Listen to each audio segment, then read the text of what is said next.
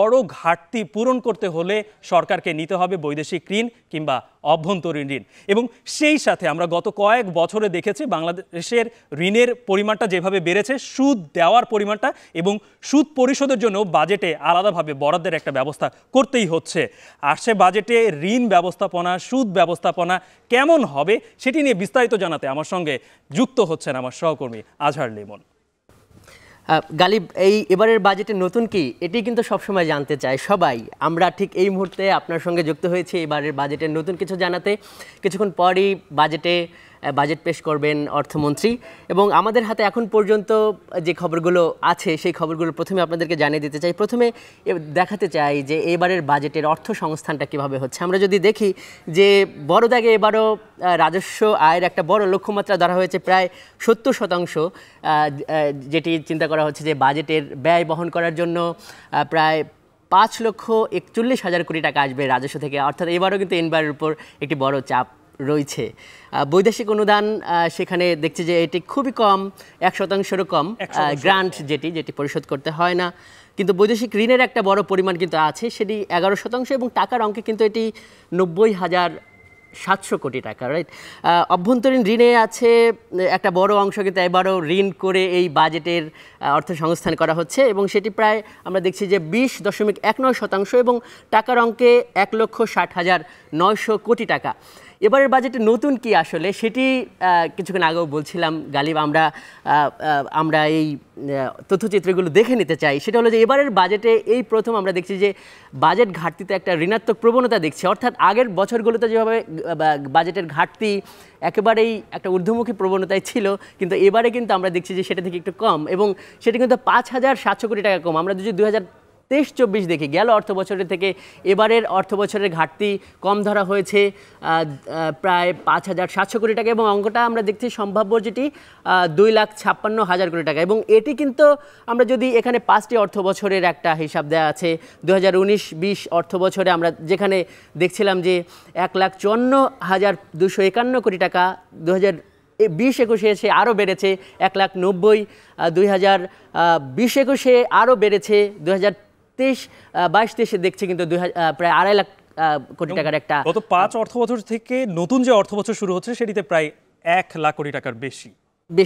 আমরা এবার একটু ঋণের ব্যাপারটা দেখি। আসলে বাজেটের যে ঘাটতি রাখা হয় সেটি পরিশোধ করার জন্য তো ঋণই একমাত্র উপায়, না হলে সেটি অভ্যন্তরীণ খাত থেকে ঋণ নিতে হবে কিংবা সেটি বৈদেশিক খাত থেকে ঋণ নিতে হবে। আমরা এই প্রবণতাও একটু দেখি। এবারে কিন্তু যেহেতু ঘাটতি অপেক্ষাকৃত কমেছে, সেইভাবে আপনি দেখেন যে গ্রাফটা একটু নিম্নমুখী গ্রাফ, এর কারণ এই ঋণের পরিমাণও কিন্তু এবার একটু কম এবং সেটি দেখছি যে গেল অর্থ বছরে যেখানে ঋণ করার লক্ষ্যমাত্রা ধরা হয়েছিল 2,57,885 কোটি টাকা, এবারের অর্থ বছরে আমরা দেখছি সেটি 2,51,600 কোটি টাকা।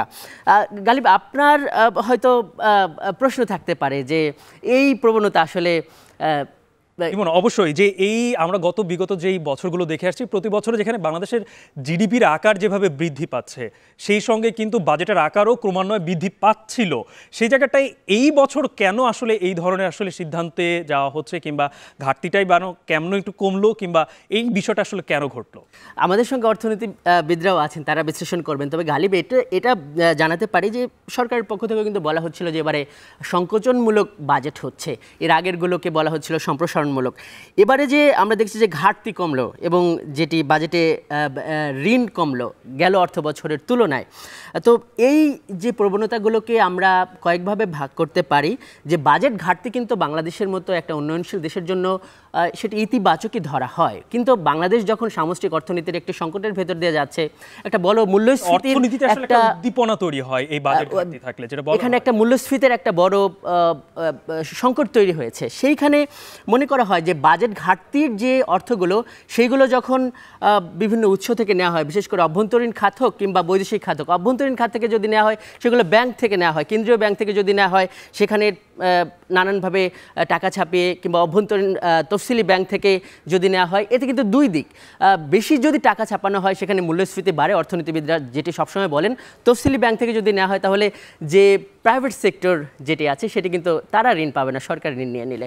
এটি এই বিষয়গুলোকে কিন্তু নানানভাবে অর্থনীতিবিদরা এবং নানানভাবে আন্তর্জাতিক বিশ্লেষকরা এবং IMFরা বলেছে যে একটা অর্থনীতির জন্য একটা অস্থিতিশীল পরিবেশ, সেইখানে একটি লাগাম টানার কথা সবসময় বলা হচ্ছিল এবং সেই প্রেক্ষাপটে কিন্তু আমরা বলতে পারি যে হয়তো এই লাগাম টানার কর্মসূচি হয়তো এবার থেকে শুরু হলো। আসলে এই যে ঘাটতির যে পরিমাণটি 5,700 কোটি টাকা, এটি খুব বেশি বড় কিছু না, কিন্তু বলতে পারি যে এই প্রবণতাটা, এই যে নিম্নমুখী প্রবণতাটা আসলে মানে ঋণ করে আমরা বাজেট করব না, সেই জায়গা থেকে হয়তো নতুন কোনো দিগন্তে যাওয়া হচ্ছে। আমরা সবশেষ স্লাইডটা একটু দেখে নিতে চাই।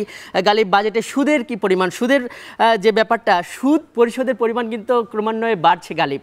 আমরা যদি 2022-23 অর্থ বছরের চিত্রটা দেখি, যে সেই বছরে 80,375 কোটি টাকা সুদ পরিশোধ করতে হয়েছিল।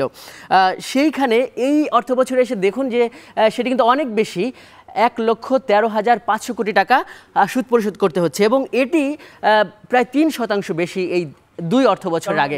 অর্থাৎ কয়েক বছর ধরে কিন্তু বাংলাদেশে অনেকগুলো মেগা প্রকল্পের কাজ চলেছে, সেগুলোর কিন্তু এখন শেষ, আমরা সুফলও পাচ্ছি, সেগুলোর সুদ পরিশোধের কিন্তু সময় এসেছে, যেই কারণে এই সুদের ব্যাপারটা কিন্তু বাড়ছে।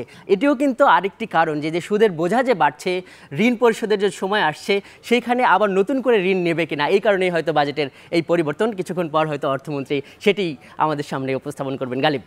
আজহার লিমন, অবশ্যই পরবর্তীতে অন্য কোনো তথ্য নিয়ে আবারও আপনি আমার সঙ্গে যুক্ত হবেন। সহকর্মী আজহার লিমনের কাছ থেকে শুনছিলাম যে এই আসছে যে নতুন অর্থ বছর, সেই নতুন অর্থ বছরে ঋণ কেমন নিচ্ছে সরকার এবং সেখানে সুদ ব্যবস্থাপনা, সব কিছু নিয়ে শুনছিলাম।